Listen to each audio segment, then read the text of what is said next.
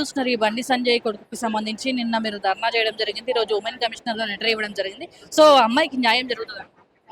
అంటే బండి సంజయ్కి సిగ్గు శరం అనేది ఉండాలి. బండి సంజయ్కి సిగ్గు శరం అని ఒక మహిళను ఎందుకంటున్నంటే ఒక మహిళ బాలికకు అన్యాయం అవుతుంది అక్కడ. నువ్వు సిగ్గు లేకుండా స్టేజ్ మీద డ్యాన్స్ ఆడుతున్నావు, నీకేమైనా సిగ్గుందా? మీకేమైనా సిగ్గుందా అంటున్నా. ఆ స్టేజ్ మీద మా మీద నిందలు పెడుతుర్రు, మమ్మల్ని బొంద పెడుతుర్రు అన్నడికి సిగ్గుండాలా.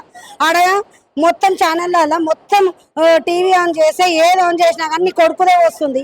అంత కళ్ళు కనిపిస్తలేవా? కళ్ళకి ఏమైనా పెట్టుకున్నావా? నీ చెవులు కనిపిస్తలేవా?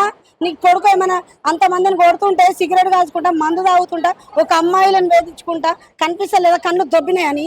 ఎవరు ఆడబెట్టిరు? ఎవరు మన ఉన్నారు మా చుట్టుముట్టు పార్టీ వాళ్ళము మా మీదనానికి? నీకు సిగ్గు శరం అనేటోళ్ళు అయ్యి అంటే నీకు చీమిని ఎత్తారు అయ్యింటే నీ కొడుకుని అరెస్ట్ చేపియాలి. ఫస్ట్ నువ్వు కరెక్ట్గా ఉన్నా నీతి నిజాయితీ ఉన్నా నా కొడుకు మీద పెడుతుండ్రా లేదా అని నీకు తెలుసుంటే చాలు. నువ్వు మా కేసీఆర్ బాబుని అన్నాక మా కేటీఆర్ అన్న అన్నాక 24 గంటలు కాలే నీకు ఆ దేవుడు ఏందో శిక్ష చూపించిండు. అంటే ఆ దేవుడు కూడా సహించలేడు మా కేసీఆర్ బాబుని అంటే మరి మా ఉసురు రాకే కదా 24 గంటలు కాలే అట్లా కొట్టుకపోయాడు. ఇవాళ అంతా లైవ్ వస్తున్నాక వాళ్ళు కూడా 8 తారీఖు ఎందుకు వచ్చిరంటే పిఎస్కి 3 months నుంచి తిరిగిరంట. పాపం మా బాలిక వాళ్ళమ్మ 3 months నుంచి తిరిగితే కంప్లైంట్ తీసుకోలేదంట. ఎల్లుండి 10 తారీఖు మోడీ వస్తురు, మేము ఇక్కడ ధర్నా చేస్తామంటే అప్పుడు ధర్నా చేస్తారంట అని చిన్న కేసు బుక్ చేసి స్టేషన్ బెయిల్ తీసుకున్నారు. అంటే స్టేషన్ బెయిల్ వచ్చేటట్టు తీసుకుంటున్నాం. అంటే ఏందన్నట్టు అది అది ఎంత దౌర్జన్యం అంటే ఇప్పుడు అంటే మేము కావాలంటే మేము కావాలనంటే మాకు కౌశిక్ రెడ్డి అన్నకు అక్కడ పావని గౌడ్కి అయ్యింది 6th 7th అయింది కదా. ఈమె 8th వచ్చి ఆల్రెడీ పెట్టింది కదా. మాకు వాళ్ళు తెలుసుంటే మేము ఓరమని ఉంటాం కదా వాళ్ళు ఎంబడి. ఇప్పుడు ఒక మహిళ మీద పెట్టినాము అంటే ఎట్లా పెట్టినాము? ఒక మహిళ బయటకు వచ్చిందంటే ఉట్టిగా రాదండి. ఇవాళ రేపు పార్టీల గురించి ఆ పిల్ల ఇజ్జత్ తీసుకొని వస్తుందా పాప? ఎవరు రారు. అంత చిల్లరగా ఒక మహిళ బాలిక మీద మనం మాట్లాడొద్దు. ఎందుకంటే ఆమె కూడా ఒక పిల్ల, పెళ్లి కావాల్సిన పిల్ల. మనం ఒక అన్యాయం చేయొద్దు, ఆ పిల్లని బయట వేయద్దు.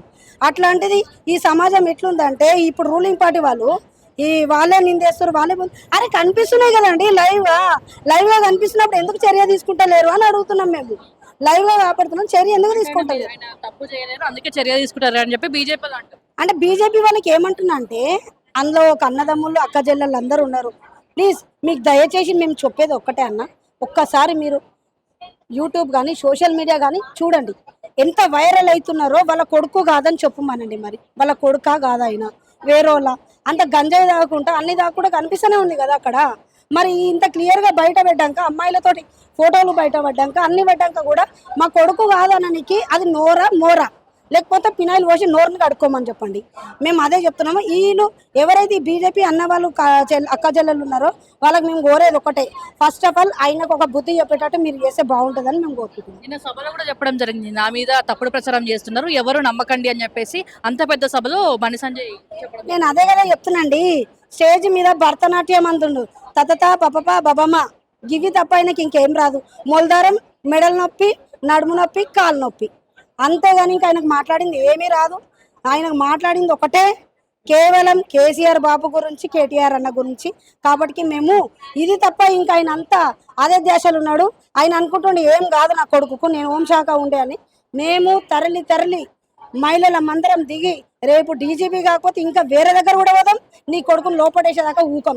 ఇది జాగ్రత్త, ఖబర్దార్. ఇంకో మహిళకు కాకుండా ప్రతి ఒక్క పెద్దవాళ్ళకి చెప్పేది మేము ఇక్కడే.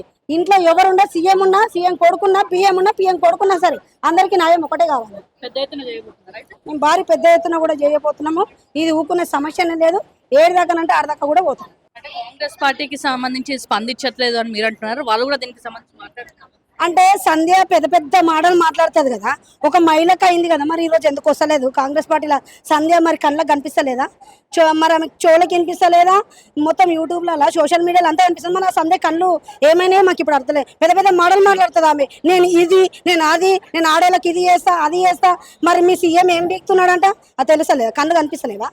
ఆమెకి ఏం చెప్తున్నామంటే ఇప్పుడు కళ్ళు కనిపించకపోతే వచ్చి చూడమని. ఆమె మాలాగానే ఒక మహిళ కాబట్టి మా ఎంబడి రమ్మని మేము ఎక్కడెక్కడ పోతున్నాము. అంతేగాని ఒక సీఎం దగ్గర పోయి కొట్లాడమని ఆమెకు ఇప్పుడు ఉన్నాయి కదా. ఆమె నేను 7 కంటే ఆడికి పోతా, కొట్లాడతా, చేస్తా, కట్టలు కడతా, కట్టలు కడతా అని అంటుంది కదా.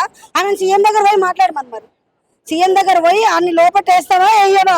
ఒక మహిళ గురించి వచ్చినాం, ఒక బాలిక గురించి వచ్చినామని చెప్పమని ఫస్ట్. అప్పుడు మేము అనుకుంటాం అమ్మ సంధ్యక చాలా గ్రేట్ అని మేము అనుకుంటాం.